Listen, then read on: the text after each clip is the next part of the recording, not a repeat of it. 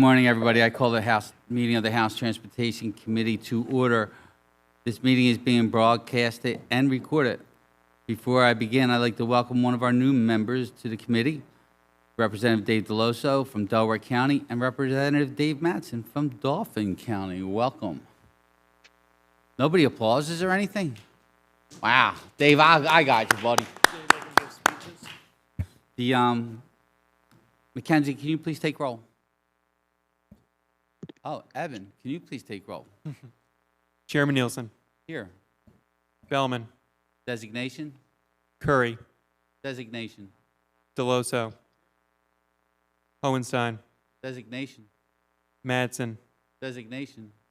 Markosik, McAndrew, Designation. Mullins, O'Mara, Designation. Pisciatano, Designation. Razi, Designation. Schusterman, Designation online. Siegel, Designation. Chairman Benninghoff, Here. Cabell, Devanzo, Labs, Ortitai, Shurin, Schmidt, Smith, Stambaugh, Struzzi, Warner.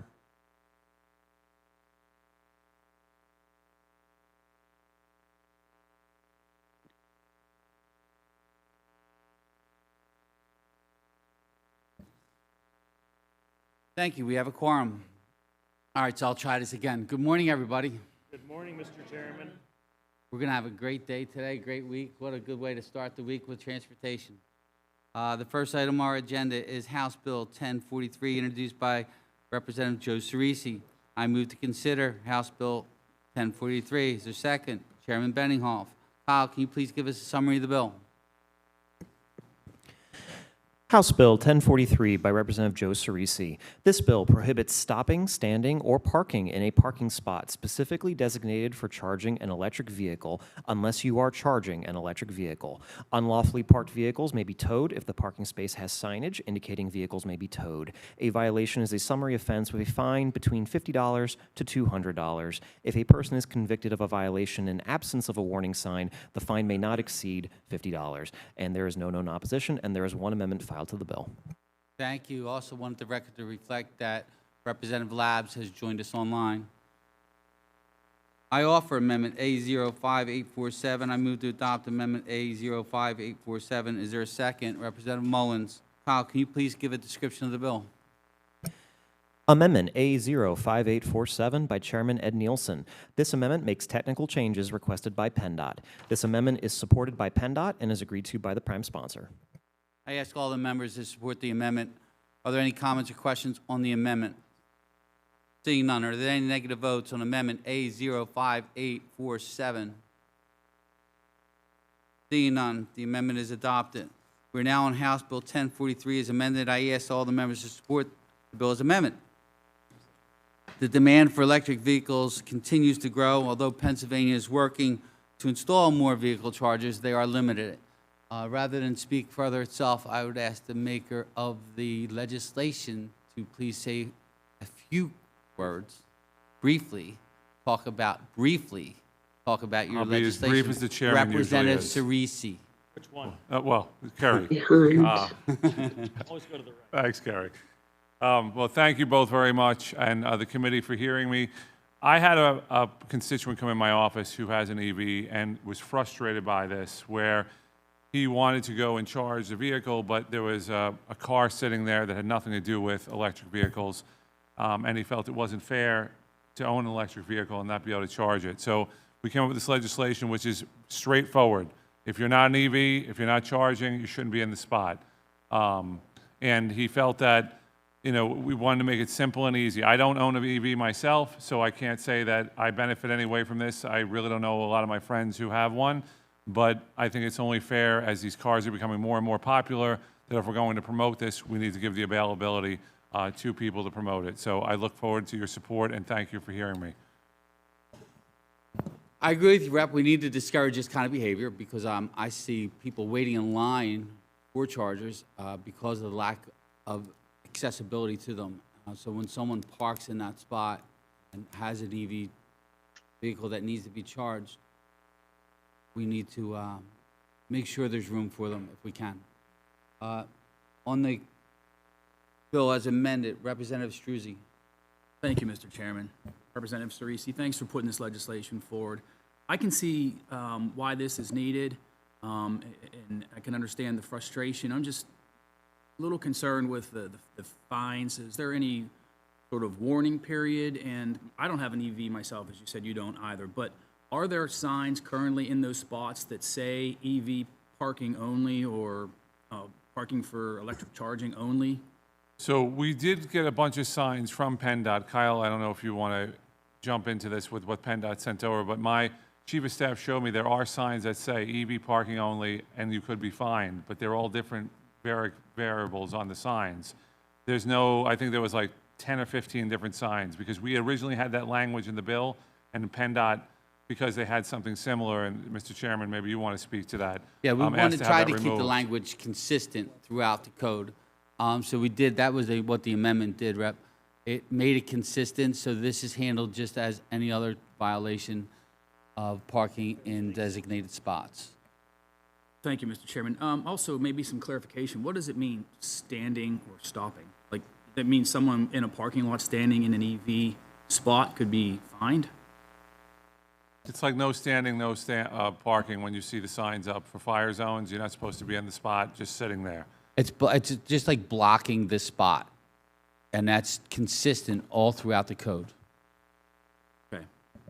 I guess I'm just a little concerned with the ambiguity, I suppose. I understand the need for it in some cases.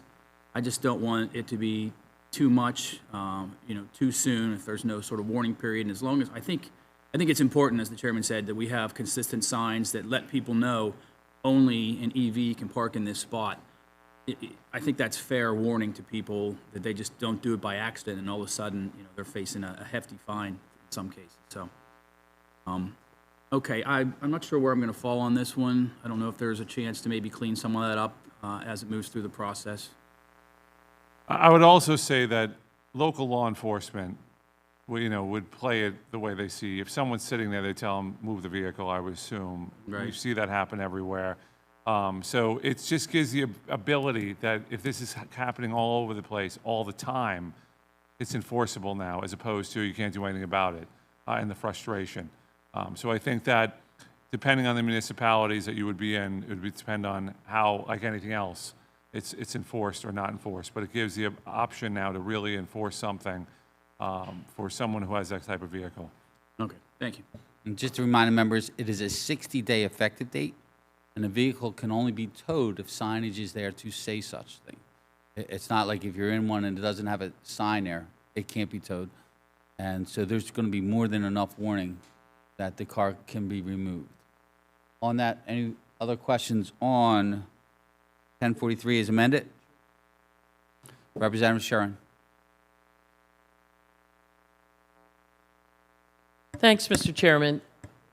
Sorry, just, Ed, if you could just repeat that. If this bill passes, we're going to be able to be assured that there'll be signs in every spot, similar to, I guess, handicap parking, right? That it's going to say only EV vehicles can park here, and then I understood your point just now. It has to say you can be towed. That sign has to be there before towing can commence. Otherwise, I'm not really sure, how are we going to know that shopping centers and everything are putting these signs up, EV charging only? What's the confirmation that this will be uniform across the state? So it gets complicated here, and I understand the questions. It does get complicated here. We also have to comply with federal guidelines on how to do this as well. So there's federal, there's state, everything ties together. But you are correct by saying if there's no signage there, you just can't tow a vehicle. If you don't have proper signage there, you cannot just tow a vehicle. And that's covered under other parts. We did a bunch of towing bills, as you know, Rep, this year to make sure that towers just can't tow anybody they want as well. I hope that answers your question. If not, I can get Kyle to try and answer it better. Yeah, Kyle. Kyle, answer it better. Representative Devanzo. Thank you, Mr. Chairman, and not to, I know we want to get through this, but if PennDOT's responsible for putting the signs up and we're giving grants out for EV chargers and as we go green, some of this stuff could end up on private property down the road, or would there be a burden on any local small delis that have this charging station in front of them now that, you know, we're going to take parking spots off of mom and pop shops and not be able to have access to them? I get the bill. I'm not saying it's not needed, but I just think it's really starts to open up a can of worms in many different ways. And I'm trying not to be that guy, Joe. Yeah, look, I am, but it's I just, understand. We're, last meeting, you trying not to be that guy last on the train here. So if mom and pop shops putting an EV charging station outside of their mom or pop shop, they're doing it for a reason. They are doing it for their electric vehicle drivers. They're not driving it for you to pull in your big old pickup truck and pull that in there, Mr. Devanzo. They're doing it for the EV stuff. I mean, no joke about it. And this isn't a joking thing, but they're doing it. If they want that and they take that funding, they're doing it for themselves because their customer base. I don't see this taking up the spot of any other vehicle. This isn't taking parking spots away from other vehicles. It's expanding their horizon to see what future and hopefully bring in future business. Can I just jump in here for 1 second, Mr. Chairman? No. Oh, okay. I'll ask the other chairman if I can jump in here. Kerry? All right, thank you. Any other questions, comments? Seeing none. We take roll call, please, on House Bill 1043 as amended. Chairman Nielsen. Aye. Bellman. Designation, yes. Curry. Designation, yes. Deloso. Hohenstein. Madsen. Yes. Markosik. McAndrew. Designation, yes. Mullins. O'Mara. Designation, yes. Pisciatano. Designation, yes. Rozzi. Designation, yes. Schusterman. Designation, yes. Siegel. Designation, yes. Chairman Benninghoff. Cabell. Yes, designation. Devanzo. Labs. Yes, designation. Ortitai. Yes, designation. Shurin.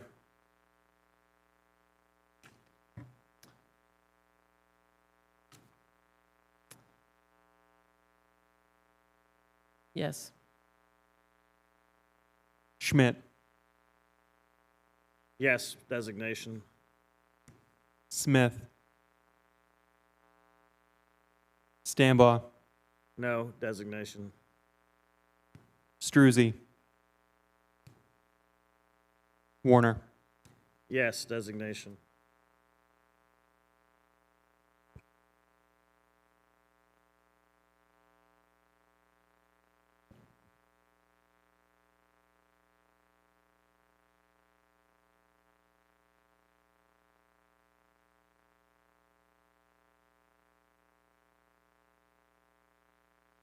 House Bill 1043 passes 22-3. Congratulations, sir. Thank you. That's because you didn't speak. I'm just saying. All right, Eddie, I got you. Next. I'll see you, Joe. The next item on our agenda is House Bill 1436, introduced by Representative Tom Cutts. I move to consider House Bill 1436. Is there a second? Chairman Benninghoff. Thomas, can you please give us a summary of the bill? House Bill 1436 is sponsored by Representative Cutts. The bill aligns the vehicle repair grace period for non-commercial vehicles to match commercial vehicle and bus standards. As background, Under current law, a motor carrier vehicle or bus that receives a written notice of violation of PennDOT's vehicle regulations is given a 15-day repair grace period to correct the violation. Non-commercial vehicles are only given a 5-day repair grace period to correct a violation. After the expiration of the 5-day or 15-day repair grace period, the vehicle shall not be operated on any Commonwealth highway until the owner or driver has submitted evidence of compliance to the police or the Commonwealth. PennDOT may suspend the registration of a vehicle without providing an opportunity for a hearing if the vehicle is being operated in violation of the written notice. Under this legislation, a non-commercial vehicle that receives a written notice of violation of PennDOT's vehicle regulations would be given a 15-day repair grace period to correct the violation. Currently, it is difficult for non-commercial vehicle owners to schedule and receive a repair in the 5-day window. This legislation provides more time to ensure vehicles that receive a written notice are safe and compliant with state law. There is no known opposition, and there are no amendments.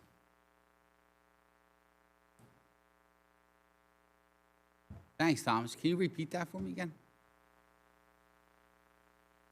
Would you like me to? Well, Thomas, every other intern that came up, I really made the right introduction. But since it's the last day, I'm not going to let you off the hook. I mean, I got to do something to have fun with you, right? You don't want me to ruin my reputation here in Harrisburg, do you? Absolutely not. Well, if you would like, we can absolutely. Yeah. Are you trying, now, you heard what I said to the last rep, right? How he wasn't allowed to speak at all, and you went through all that? Really? Well done, Tom. I'm sorry, Rep. Would you like to speak on your legislation, or did Thomas say everything you need to say? Thank you, Mr. Chairman, members of the committee. Very briefly, Chairman, this bill is quite simply a workforce bill. A lot of inspection shops aren't able to perform inspections within the current 5-day grace period. This would move the 5-day grace period to 15, which would allow for that flexibility, which is the same as what commercial vehicles are allowed under the title, and it would bring that into line with that. That's all I have, Chairman. Happy to answer any questions. Thank you. Thank you, Rep. Any other questions or comments on House Bill 1436? Any negative votes on House Bill 1436? Seeing none, House Bill 1436 is unanimously reported as committed. Thank you, Rep. Thanks, Thank Chairman. you, Thomas. Okay, we've been joined by Rep. Batson, Rep. Hohenstein, in person. Let the record reflect, please. Okay, next item on our agenda is House Bill 1613, introduced by Representative Kyle Mullins. I move to consider House Bill 1613. Is there a second? Representative Mullins. Kyle, can you please give us a description of the bill? House Bill 1613 by Representative Kyle Mullins. This bill requires PennDOT to contract with a private vendor to market and sell vendor-designed registration plates sold and issued for motorcycles, passenger cars, or trucks weighing up to 14,000 pounds. PennDOT must select a private vendor and enter a contract within 12 months of the effective date for no more than 12 plates. The term of the contract must be no less than 5 years and be renewable by the same vendor for no less than 2 successive 5-year terms. PennDOT may approve additional plates after the first 12 months. These plates may not substantially mimic PennDOT's standard white, blue, and yellow plate or any future standard issue plate. PennDOT, in consultation with the state police, has the authority to approve the designs and color combinations for the plates, provided that PennDOT does not restrict the background color, color combinations, or color of plate numbers or letters of the plates, except if it is determined that the restriction is necessary for law enforcement purposes. PennDOT may disapprove a design, cancel a plate, or require a discontinuation of a plate if it is in the best interest of the Commonwealth or the motoring public. The fees imposed for each plate, in consultation with PennDOT, must be sufficient to allow the vendor to recoup costs, allow for a profit for the vendor, allow for PennDOT to recoup administrative costs, and receive additional revenue. The fee is in addition to the registration fee and the personalization fee. All fees are deposited into the motor license fund. This bill is supported by MyPlates, which is based in Texas. This bill is opposed by the administration and the Pennsylvania Online Messengers Association, and there are no amendments filed to the bill.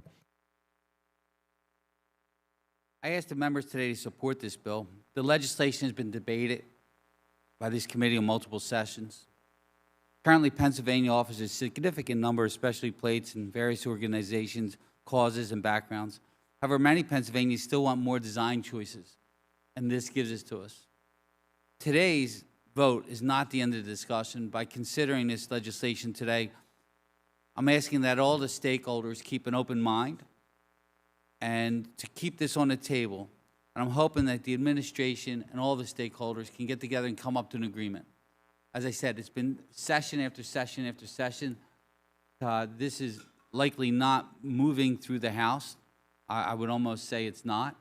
But I want the conversation to keep going, and that's what we're doing here today. So I ask for an affirmative vote. Representative Mullins. Thank you, Mr. Chairman. I appreciate your comments and for considering the bill today, particularly since I've been working on this for a couple sessions now, the prior session with Representative Cheryl Delozier. And I'm not sure that I as a Kyle could do any better. No way could I than this Kyle Wagensettler, our Executive Director, who ran through the bill and all of its good points. Simply put, this is no more than an effort to expand our license plate offerings for motorists in Pennsylvania, as has happened in other states. It would drive dollars into the motor license fund, which a fund of which we all know is always welcoming of additional dollars.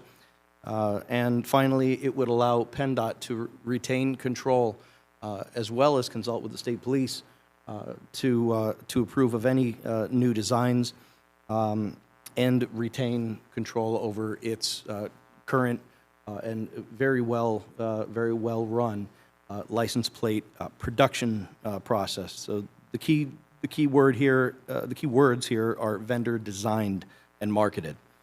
So with that, I would just again thank the members for your consideration, and I ask for an affirmative vote. Thank you. And Rep. Mullins brought something else real important up here.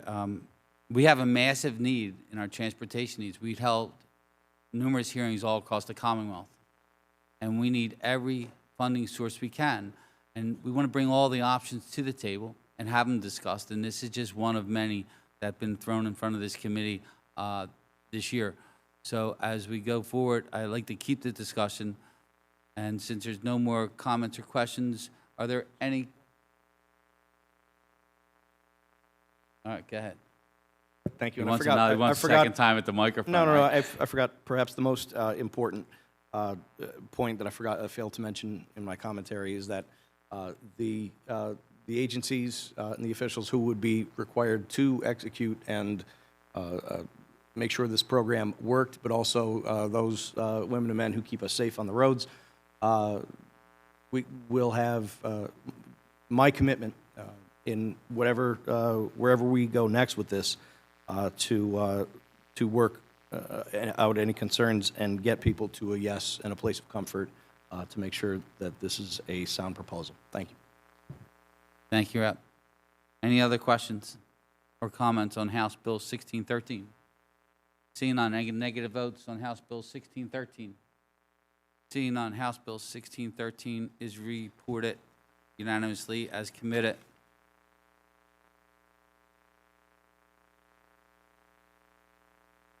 The next item on our agenda is House Bill 2218, introduced by Representative Emily Kincaid. I move to consider House Bill 2218. Is there a second? Representative Hohenstein. Kyle, can you please give us a summary of the bill? House Bill 2218 by Representative Emily Kincaid. This bill authorizes all cities except Philadelphia to establish shared electric low-speed scooter, also known as e-scooter, programs with restrictions. Currently, e-scooters do not comply with the equipment standards and inspection requirements for motor vehicles and cannot be titled or registered in Pennsylvania. As a result, e-scooters cannot be operated on Pennsylvania roadways or sidewalks. Pittsburgh previously operated a 2-year e-scooter pilot program which expired on July 9th, 2023. Under this bill, a city must establish an e-scooter program by adopting an ordinance subject to the following requirements.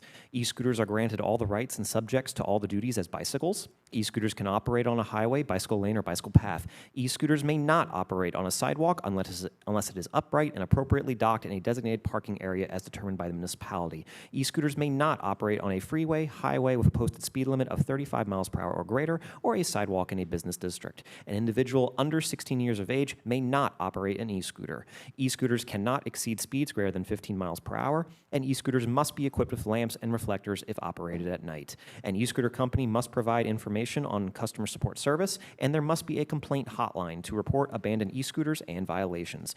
Requirements must also be established related to geofencing, rider limits, fleet size, vehicle maintenance information, and strategies to reduce negative interactions between e-scooters, riders, and pedestrians.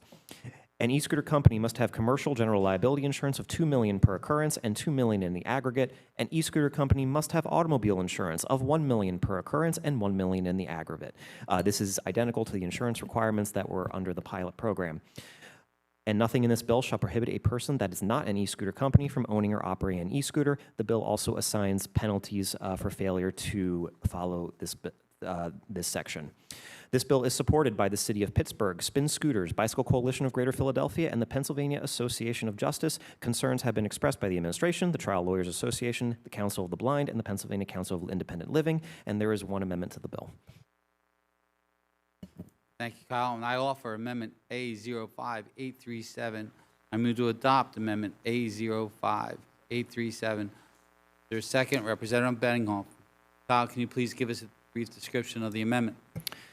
Amendment A05837 by Chairman Ed Nielsen. This amendment changes the bill so that it only authorizes the City of Pittsburgh to establish an e-scooter program, and it inserts an expiration date of December 31st, 2027. This amendment is agreed to by the prime sponsor. I ask all the members to support this amendment. This amendment is agreed to by the prime sponsor, who we will hear from shortly. The committee has debated the e-scooter programs for multiple sessions, and it's a difficult issue for all of us. Supporters argue that they're affordable first and last mile solution to get around. They are environmentally friendly and a way to travel in cities. They reduce traffic congestion. Opponents argue they can be a safety hazard and a public nuisance. Last session, the General Assembly authorized a 2-year pilot program for the e-scooters in the City of Pittsburgh. The program expired on July 9th, 2023. The General Assembly continues to debate the issue for Pennsylvania. Pittsburgh needs their e-scooter program restored now. My amendment accomplishes that by temporarily reinstating Pittsburgh's e-scooter program, while the General Assembly can continue to consider the viability of these e-scooters in other cities around the Commonwealth. I want to thank Rep. Kincaid on her leadership on this issue. Are there any questions on the amendment A05837? Seeing none, are there any negative votes on amendment A05837? Seeing none, A05837 is amended.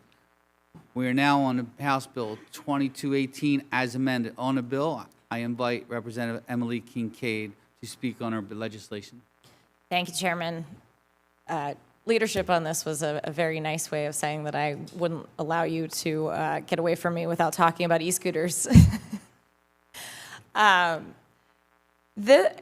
understand that in many instances, e-scooters are sort of a silly topic for a lot of people, but when it comes to my district and when it comes to areas like the north side of Pittsburgh that are really underserved by public transit, e-scooters are not just a fun ride. They are actually critical transportation infrastructure.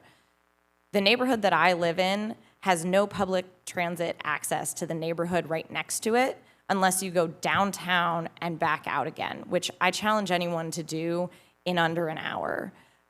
The ability to have e-scooters to be able to do that allows people access to grocery stores, to events, to all kinds of the things that we sort of take for granted for those of us who have cars, those of us who have easy public transit access. And so this is a really critical piece of public transit. The other aspect of this is that when we failed to reauthorize this program in 2023, we lost 40 jobs overnight. And we should have the consistency to keep people employed. These are good paying jobs, they're family sustaining jobs, and frequently they are union jobs. And so all of these things together, e-scooters have been working in other places, and this bill contemplates the lessons learned from the Pittsburgh pilot. to make sure that we are addressing concerns about safety, concerns about disabilities. And so I would ask all of you for a yes vote. The other aspect of this is that private ownership, as was discussed, is not authorized under current Pennsylvania law. So without this legislation, all of the people that you see riding e-scooters are actually in violation of the law, including some of our colleagues. And so if we don't address that piece of it also, then people are violating the law with absolutely no idea that that's the case. So thank you. Some of the stuff we talked about, because you've been, both you and Mayor, a lot of people have been at us to try and get this agreed to, was the students, some of the students that you threw my way. You didn't mention them today because you threw them my way and they spoke to me and they told me how they use it to get through college. I mean, Pittsburgh is a nice college town, and a lot of those students have no other way of getting around. Can you talk a little bit about that just for a second? Because I mean, that's what really made, I wanted to make sure we got this today because of stuff like that, because I don't think people understand the whole picture here. Yeah, I mean, there are a lot of students who are again using this as their main form of transportation because they don't have cars, they don't have, cars are expensive to have, parking is expensive, and so the ability to get around, the ability to access just the normal needs of everyday life are really critical. And as we are trying to bring more students in, it's something that's actually a real benefit to also marketing the schools because you have the ability to have reliable transit at all times of the day and night, which is another thing in Pittsburgh that is a difficulty because our buses stop at a certain point, so you can end up stranded if you don't have some aspect of transportation, and e-scooters provide that. Something that people who's never been to Pittsburgh don't understand. How many bridges must you cross to get into the city of Pittsburgh or to one of those schools? Because there's bridges here, and that's like most neighborhoods are connected. But you keep telling me how you are disconnected because of that bridges, and it's like. Yeah, Pittsburgh has more bridges than the city of Venice. And there's well over 400 bridges, and everywhere in Pittsburgh is a bridge too far. So yeah, the ability to be able to take an e-scooter across a bridge to connect those communities is really, really critical. Thank you. Representative Thank you. Sharon. I waive off. My question was answered. Thanks. Representative DeLoso. Thank you, Chairman. I have some questions for the maker and a comment. In this bill, the e-scooters, I mean, they're allowed to operate in bike lanes? Yes. They're not allowed to operate on sidewalks? No. Do we have established bike lanes, or are we riding alongside of traffic? So they're allowed to operate as a bike. So where there is a bike lane, they would be obligated to ride in the bike lane, but if there are no established bike lanes, then they are entitled to the road just like any biker. So the speed is limited to 15 miles an hour? It is. I heard you mention that this is a form of public transportation. Are we subsidizing the private scooter industry? We're not. In No. Pittsburgh? So it's not public transportation? It's a chosen method of It transportation? is. I mean, it's similar to a bike share program where it is public transit in the sense of it is a shared community asset. But yes, you're paying for it just like you would pay for a bus ride or a shared bike program. Yeah, I can help you out on this one. When we went out and toured it, we saw the facility. They had a facility inside Pittsburgh. As Emily indicated earlier, they had 40 employees. They have an agreement between City Council, was approved by City Council, and the mayor signed an agreement with the company, and they actually pay the city for use. So the city taxpayers actually benefit from having this program in there. Thank you, Mr. Chair. My greatest concern is that people who elect not to walk, skip, run, ride public transportation, or get into a car make that decision on their own and have no right to disrupt the general flow of traffic or the general flow of the public. I'm afraid this creates a burden on our police. I'm afraid this creates a burden in traffic movement. And it's somewhat elective in doing that. Is the goal here to promote private industry and their placement of electric scooters? Is the goal here to eliminate a climate problem that we're having? Is the goal to accelerate transportation or the movement of the general public? Or is the goal, frankly, just to promote a commercial industry at the expense of everyone else around it that chooses not to participate? I am frightened by the speed at which we are allowing these things to occur. I've had my local police chiefs come to me and point blankly tell me that e-bikes and e-scooters are a scourge. They are becoming uncontrollable, and there is no current law for it.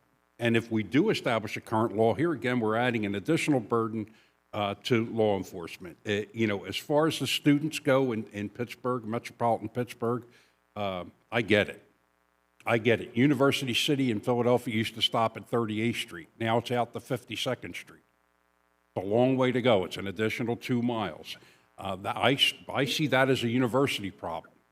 If the university can't accommodate their students, they don't get to disrupt all of West Philly or the north end of Pittsburgh. I'm not certain I can support this bill at this time. As a new member of the committee, I'd like to look into it further, and I thank the bill maker for her presentation. Thank you. Thank you. Chairman, can I respond? Sure. Okay, thank you. I'm happy to have a conversation about this and introduce you to how this works in Pittsburgh. The reality is that this isn't about the private industry. This is about access to transportation in areas that are underserved and that people do not have the ability to get around otherwise. The reality also is that bikes, unless you are a professional racer, are not going above 15 miles an hour. So traffic, if we're saying that it is disrupted by a vehicle going 15 miles an hour, that's already the case with bikes.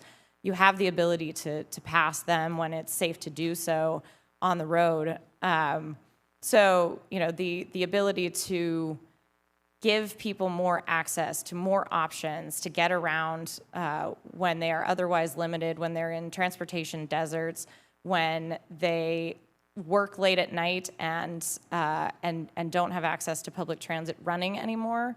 As a woman, as a safety issue, the number of times that I've had women tell me that they really appreciated having e-scooters because when they were working at restaurants late at night and they couldn't take a bus home, they could take an e-scooter because it gave them just a little bit of an advantage if somebody decided that they were going to come after them. If they're on a scooter, they have a little bit more speed to be able to do that. So it becomes, it's a safety issue, it's a transportation issue, and really it's an access issue. So I'm happy to continue this conversation, and I appreciate the chairman for bringing this forward so that we can continue the conversation. And that's the goal. The goal. I'm not attempting to argue. As far as underserved communities, I'm sure the commercial enterprise that owns these scooters has done a demographic study, and that these are going to low-income people are riding scooters. I hesitate to say that it's somewhat incredible to believe that this has risen to a safety measure, access to a scooter. But I hesitate to argue. That's all I have, Mr. Chair.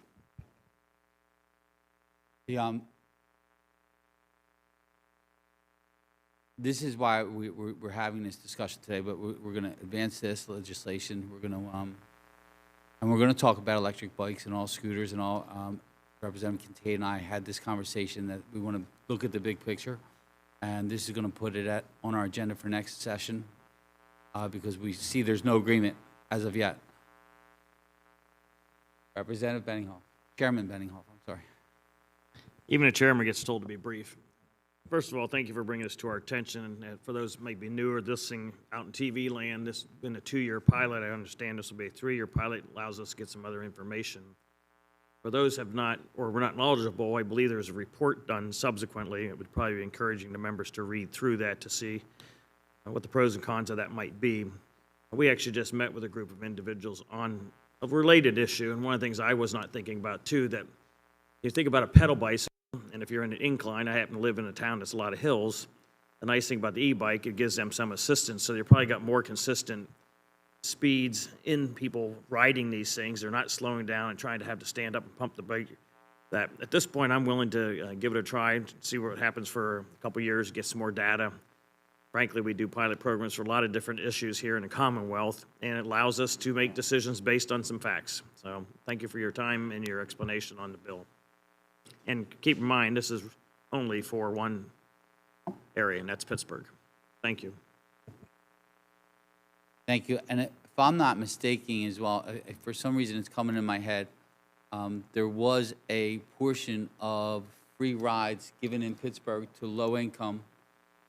There was a program that they modeled that, but I think that was part of the report. I'm trying to juggle my mind on the report. On that, let's take a vote on House Bill 2218 as amended. Rather do the roll call. Representative Deloso would like to be recorded in a negative.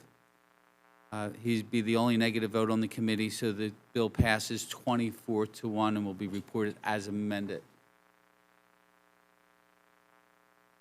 Thank you, Emily. Thank you, Rep.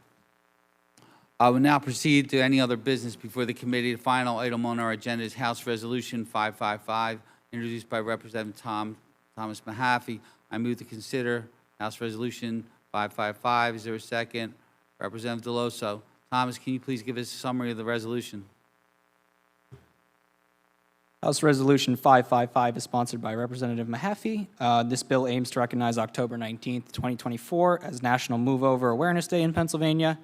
And under this resolution, Pennsylvania will encourage the motoring public to continue to follow the Move Over Slow Down law when passing first responders, law enforcement, tow truck operators, and transportation workers administering aid on Pennsylvania roadways. Yeah. Are there any questions or comments on House Resolution 555? Seeing none, are there any negative votes on House Resolution 555? Seeing none, House Resolution 555 is unanimously reported as committed. Once again, I thank the members for being here. This will be, this time for sure, our last meeting of the House. I thank all the members on their participation and activism, and I thank all the stakeholders for keeping us accountable. Everybody have a wonderful day. This meeting is now adjourned.